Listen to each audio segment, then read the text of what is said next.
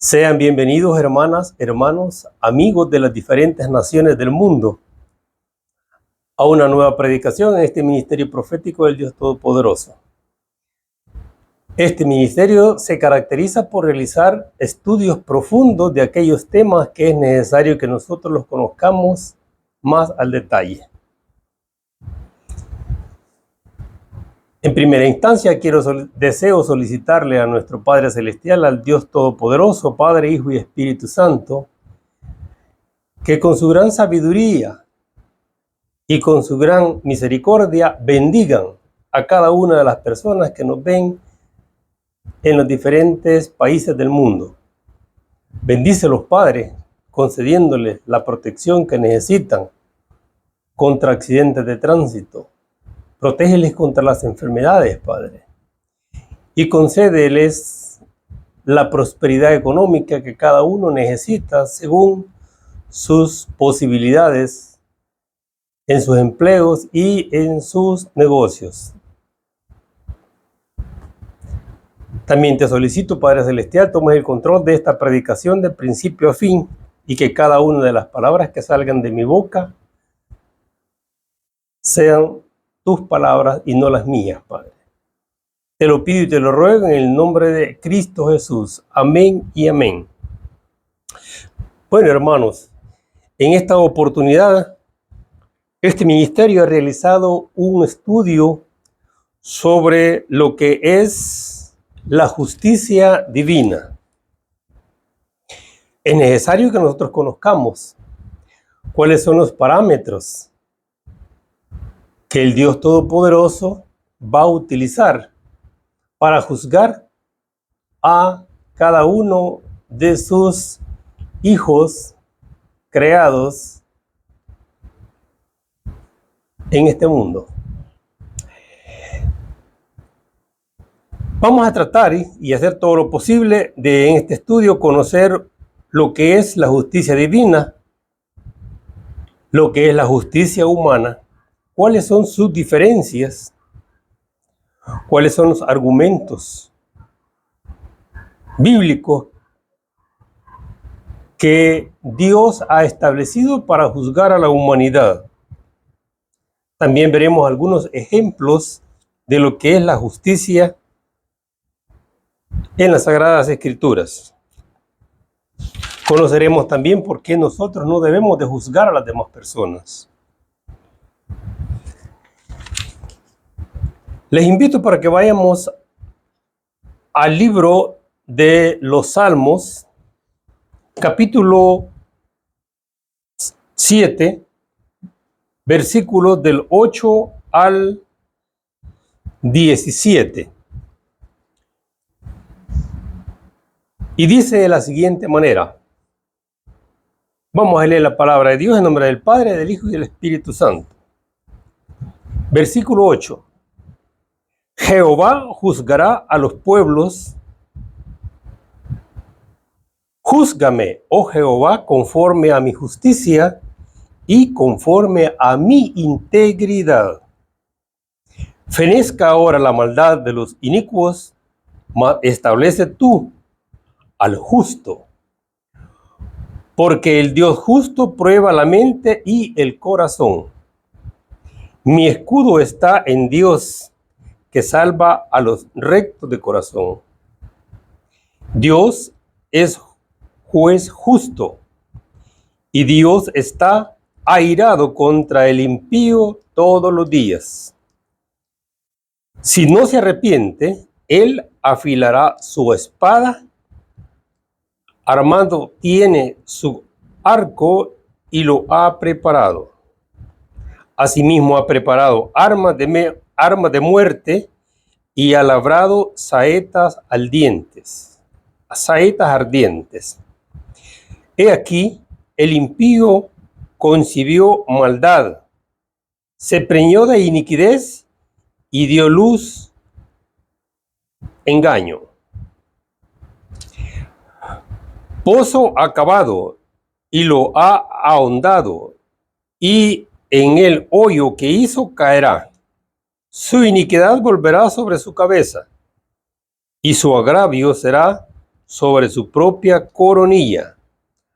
Alabaré a Jehová conforme a su justicia y cantaré el nombre de Jehová el Altísimo.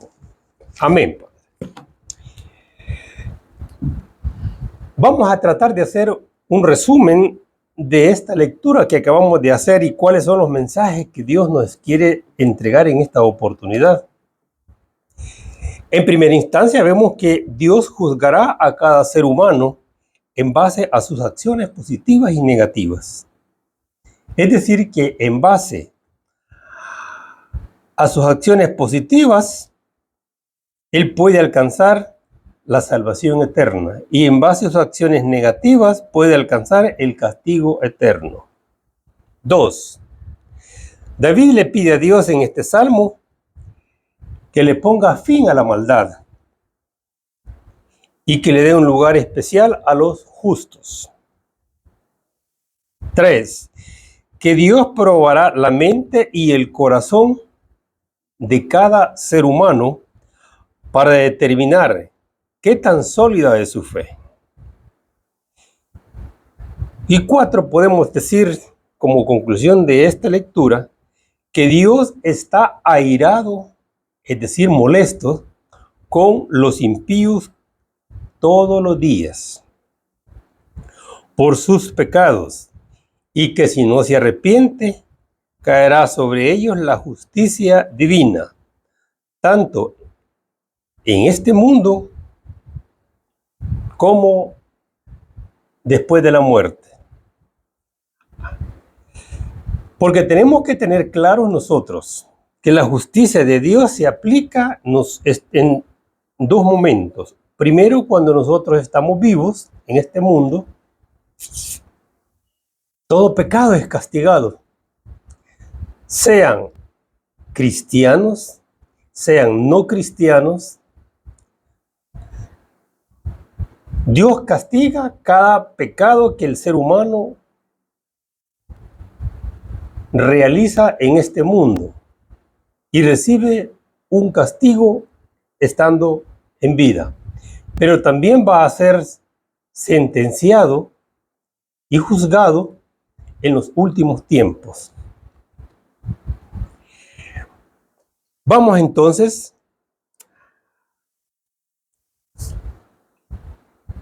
a tratar de darles a conocer a ustedes una definición que he tratado de preparar en base a versículos bíblicos, para que nosotros tengamos una idea de qué es la justicia divina. Y podemos decir que es el conjunto de principios divinos, tales como la gracia, el amor, la fe, la justicia, la misericordia y la santidad, que utilizará Dios para juzgar a cada uno de los seres humanos en los últimos tiempos.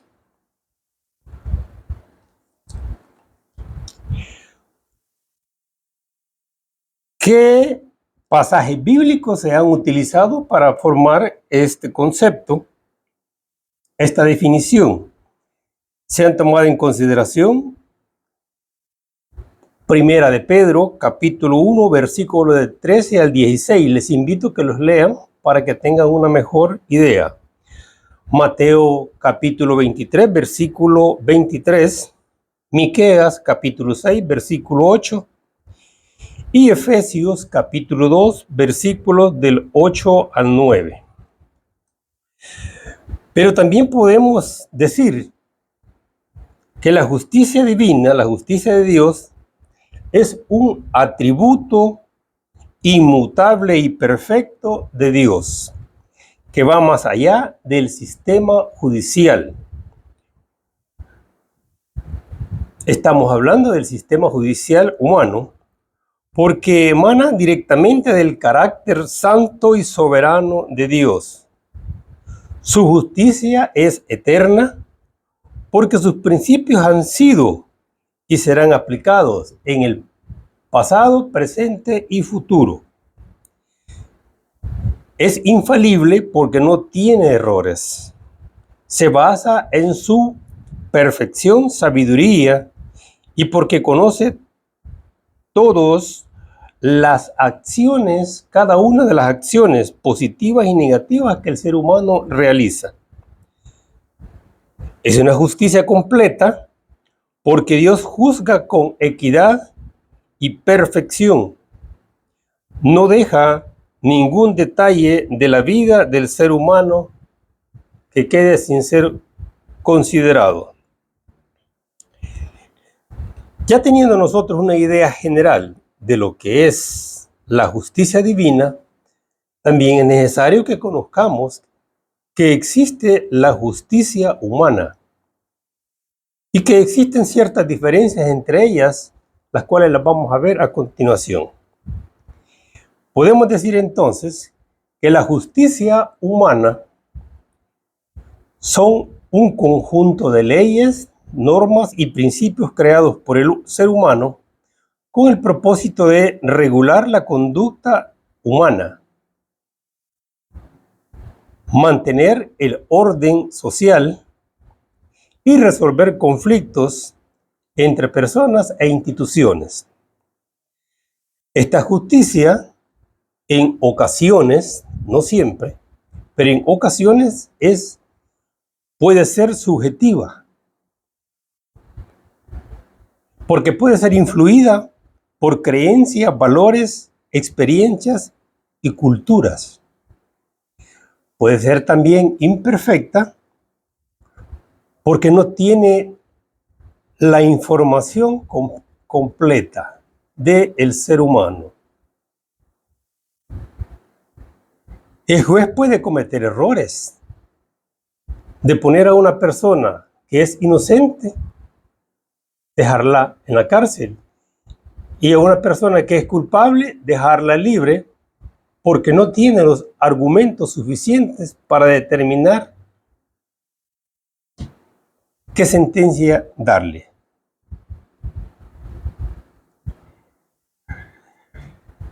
También la justicia humana, sus leyes están sujetas a cambios constantes, ya que existe la posibilidad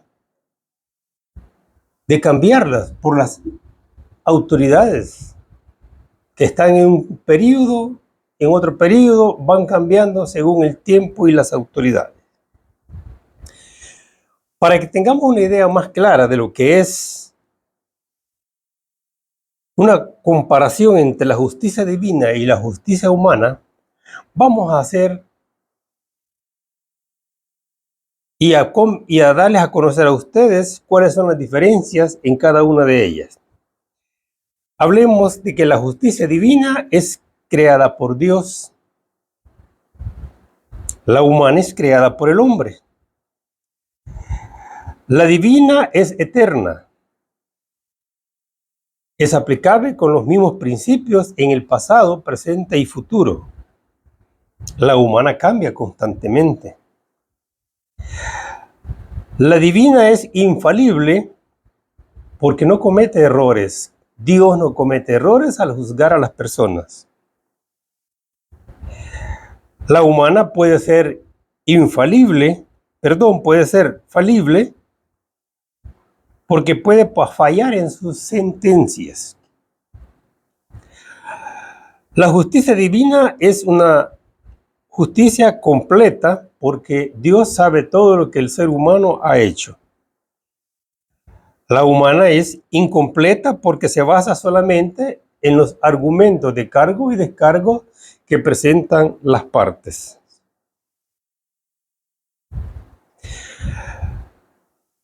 La divina es aplicada a todos los seres humanos, pasados, presentes y futuros.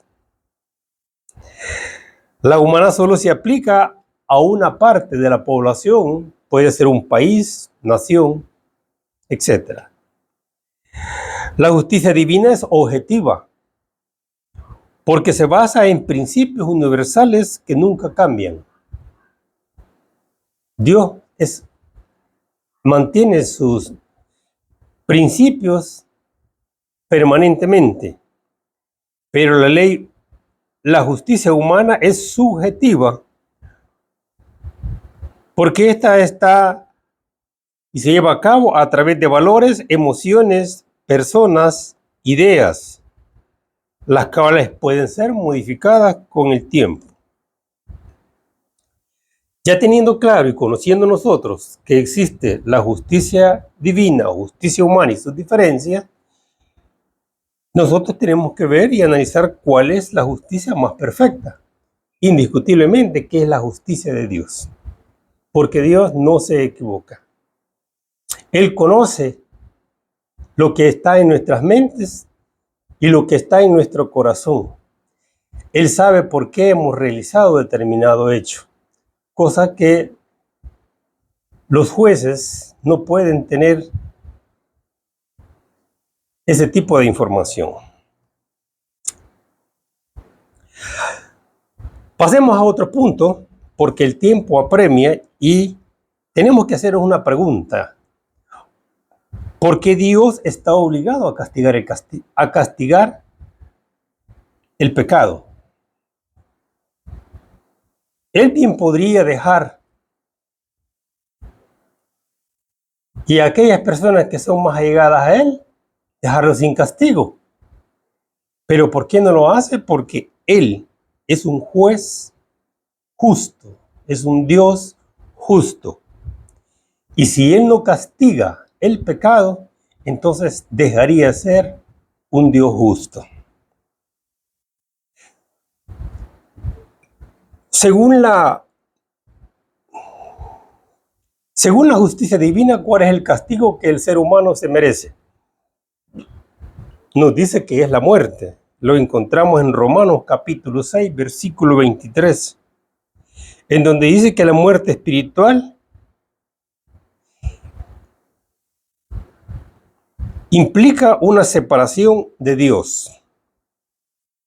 Sin embargo, Dios ofrece la dádiva, es decir, un regalo, un obsequio gratuito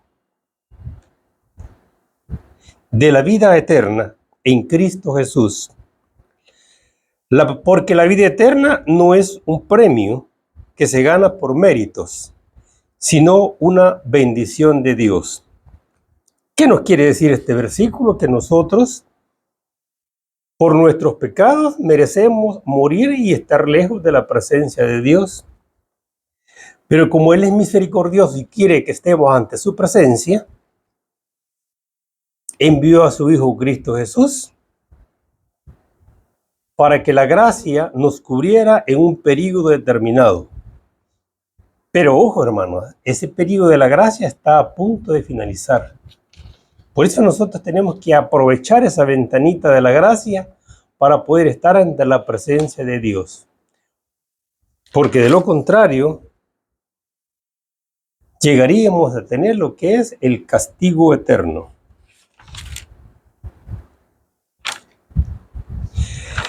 Veamos algunos versículos que nos hacen referencia a la justicia divina.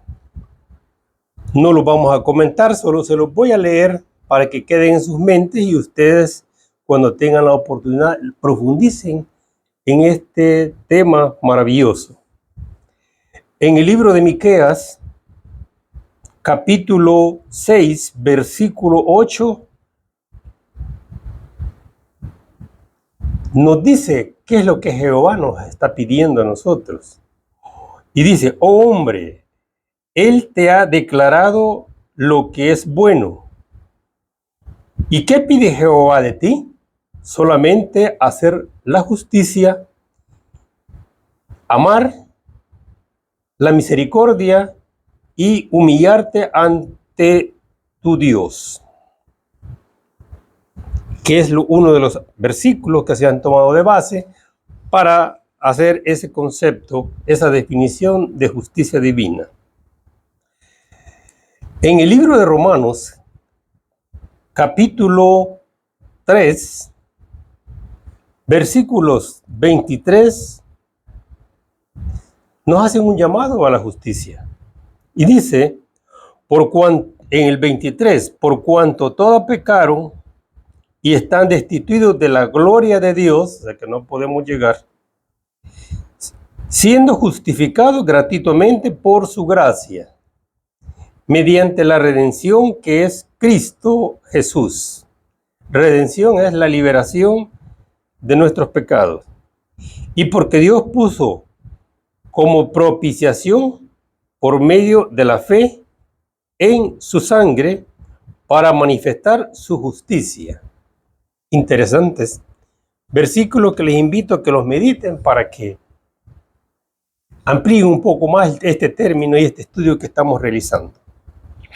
En 2 de Corintios, capítulo 5, versículo 21 dice: al que no conoció pecado, está hablando de Cristo, por nosotros lo hizo pecado, para que nosotros fuésemos hechos justicia de Dios en él. Dios aplicó su justicia en Cristo Jesús cuando Él muere en la cruz, y a través de ese sacrificio, cada una de las personas que lo aceptamos, alcanzamos la gracia de Dios. Y finalizamos esta breve lectura en el libro 1 de Pedro, capítulo 1, versículos del 15 al 16, y dice: sino como aquel que os llamó es santo, sed también vosotros santos en toda vuestra manera de vivir. Porque escrito está: sed santos porque yo soy santo. Amén. Con estos versículos yo quería darles a ustedes más elementos de juicio sobre qué es la justicia divina. Pero también es necesario que nosotros conozcamos que en las Sagradas Escrituras existe una serie de pasajes bíblicos donde nos hacen referencia cómo el Dios Todopoderoso ha aplicado su justicia en diferentes momentos y en diferentes épocas, en diferentes fechas. Vamos a hablar de algunos de ellos para ir finalizando. Y el primero que vamos a ver es el destierro de Satanás y sus ángeles del tercer cielo por haberse rebelado contra Dios. Dios aplica su justicia cuando Satanás y sus ángeles se rebelaron contra él. Eso lo encontramos en Apocalipsis capítulo 12, versículos 7 al 9. También tenemos la aplicación de la justicia en lo que fue el diluvio universal, que lo encontramos en Génesis capítulo 6, versículos 5 y 7. ¿Por qué Dios realizó esta actividad? Esa es la primera pregunta que nosotros tenemos que hacer. Porque en todo el mundo solo existía un ser que era justo, que creía en Dios. Y fue Noé y su familia. Imagínense toda una gran cantidad de personas en todo el mundo y no había un justo más, solo Noé. Porque todos practicaban la maldad y la corrupción. Y en el capítulo 5 y 7 de Génesis, capítulo 6, versículos 5 y 7, Dios dice que se arrepiente de haber creado al hombre y que por eso ha decidido desaparecerlo de la faz de la tierra. Ahí Él está aplicando su justicia. Pero también tenemos la destrucción de dos grandes ciudades, Sodoma y Gomorra, que lo encuentra en Génesis capítulo 18, versículos 20 al 21, en donde Dios destruye a estas ciudades porque tienen y están actuando en la misma manera que estaba actuando las personas en la época de Noé. Esto a nosotros nos debe de llamar la reflexión. En primera instancia, ¿qué tan diferente estará? ¿Qué tan diferente actuará la humanidad actual con la humanidad de esas épocas? Yo me atrevería a decir de que nosotros estamos peores. Y viene la pregunta y la interrogante, ¿por qué Dios no los ha destruido? La pregunta es sencilla, porque en este mundo existe, y en esta civilización existen muchas personas que son justas. Y por esa razón es que Dios todavía no ha finalizado con esta civilización, porque hay justos. Pero esto que nos encienda el foco y los alumbre y nos diga, bueno, ¿qué va a pasar entonces? Eso nos está indicando que entre pronto va a darse lo que es el arrebatamiento de la iglesia. Por esa razón es que Dios no ha destruido la humanidad a esta altura, porque existen muchos justos y Dios está esperando el momento en que Cristo va a venir por su iglesia.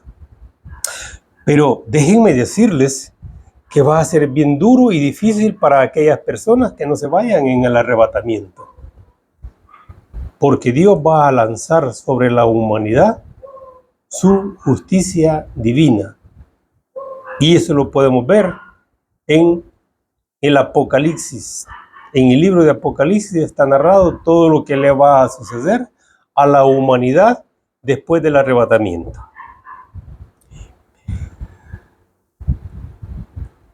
Otra aspecto importante y otra enseñanza que tenemos lo encontramos en el libro 2 de Samuel, capítulo 14, versículos 27 y 30. Es con relación al castigo del rey David por sus pecados de adulterio que realizó con Betsabé, y la muerte que le ocasionó a su esposo Urías. Dios aplica su justicia divina en este caso, porque aunque David era una persona amada y querida por Dios, pero él no podía dejar sin castigar el pecado de uno de sus seres queridos. Y podemos ver que se presenta una serie de actividades negativas en la vida de David. El primogénito que él tuvo, fallece. El primer hijo que había tenido con Betsabé fallece. Pero también se da otra serie de eventos en su vida. Una de sus hijas, que se llamaba Tamar, fue violada por uno de sus hermanos. Pero otro hermano asesinó a este. Imagínense, Amnón viola a su hermana Tamar. Pero Absalón, a consecuencia de esto, asesina a su hermano Amnón. Pero se da otro hecho también más fuerte, y es que este hijo, Absalón, se rebela contra su padre, queriéndolo destronar.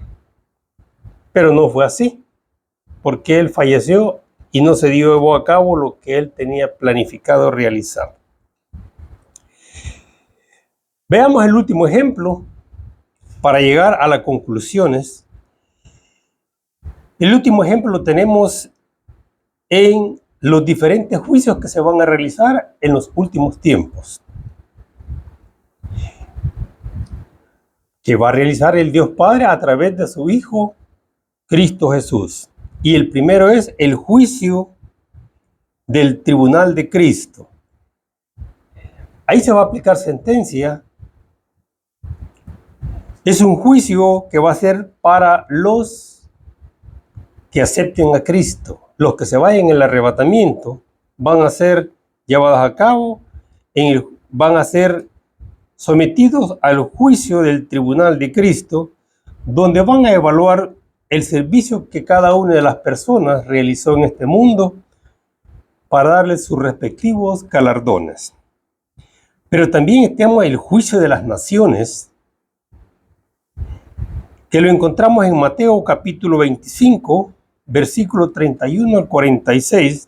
Este es el que se va a llevar a cabo después de la venida de Cristo. El tercer juicio es el juicio del trono blanco, que está en Apocalipsis capítulo 22, versículo 11.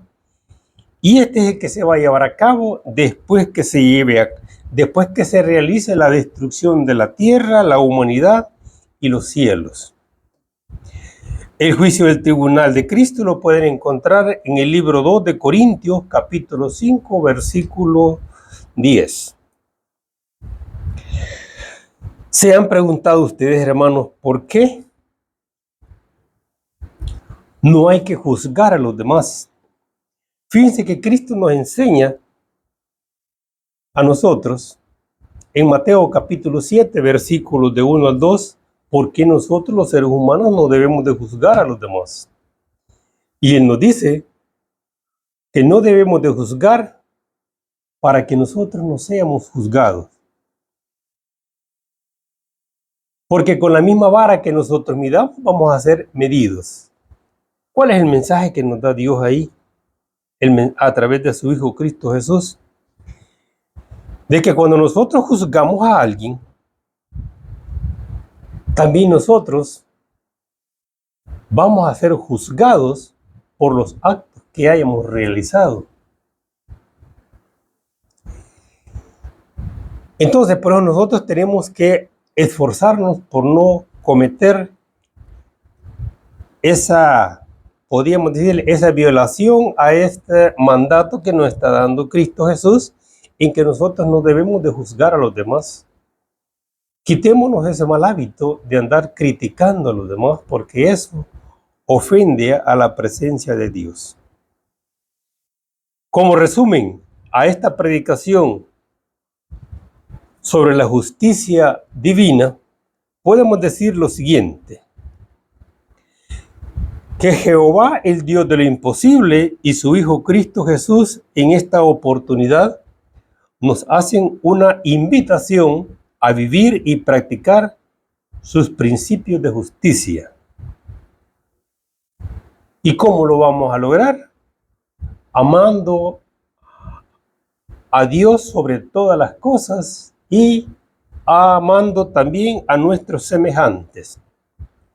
Nos invita a que practiquemos la misericordia con los demás, al perdonar sus ofensas, al ayudar al necesitado y asistir al enfermo. También tenemos que practicar la justicia, que consiste en respetar a los demás, darle a cada quien lo que le corresponde, también cuando somos imparciales en cada uno de nuestros actos. Tenemos que mantener una fe inquebrantable. Este es uno de los talones de Aquiles de la justicia divina. Mantener la fe. Y esto se logra al mantenernos firmes en creer en la existencia del Dios Padre, Dios Hijo y Dios Espíritu Santo, a pesar de las adversidades, a pesar de las pruebas. Ya que nosotros debemos de confiar en Dios, porque Él nos fortalece en cada momento y nos mantiene en pie y nos da paz. Tenemos que practicar la santidad, que significa vivir apartado de la práctica del pecado. Vivir en rectitud, siguiendo los valores, preceptos divinos, es decir, vivir conforme a su palabra.